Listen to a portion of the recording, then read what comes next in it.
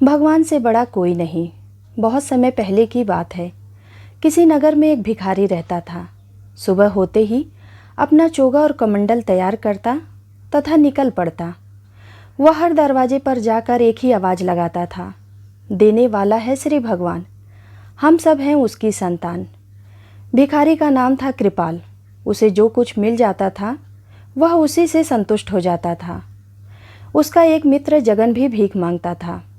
वह हर दरवाजे पर जाकर हाँक लगाता, देने वाला है महाराज, यही दिलवाएगा भोजन आज। कृपाल और जगन भीख मांगने के लिए राजा के महल भी जाते थे। राजा रोज़ दोनों की आवाज़ सुनता था।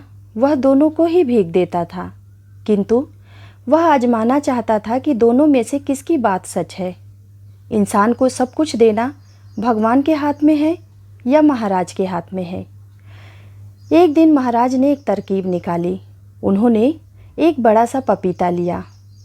उसका एक टुकड़ा काटकर उसके भीतर सोने के सिक्के भर दिए। दूसरे टुकड़े को ज्यों का त्यों जोड़ दिया। तभी कृपाल भीख मांगने आ पहुंचा। राजा ने उसे दाल चावल दिलवा कर विदा किया।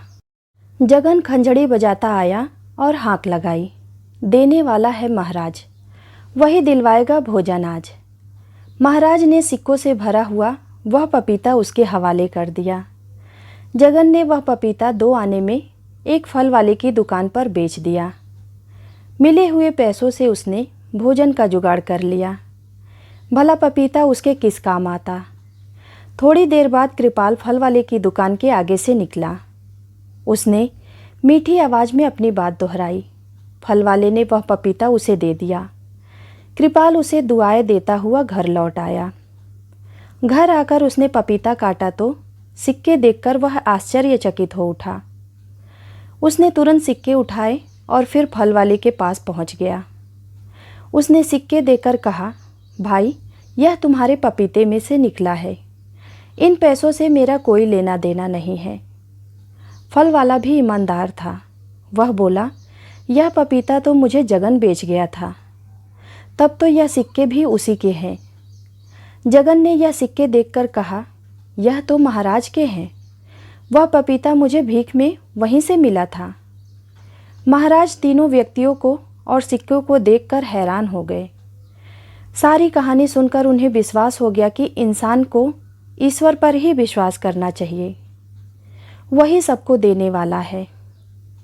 राजा ने तीनों को यथा योग्य उपहार देकर विदा किया और उसी दिन से कृपाल के साथ साथ जगन भी कहने लगा, देने वाला है श्री भगवान, हम सब हैं उसकी संतान।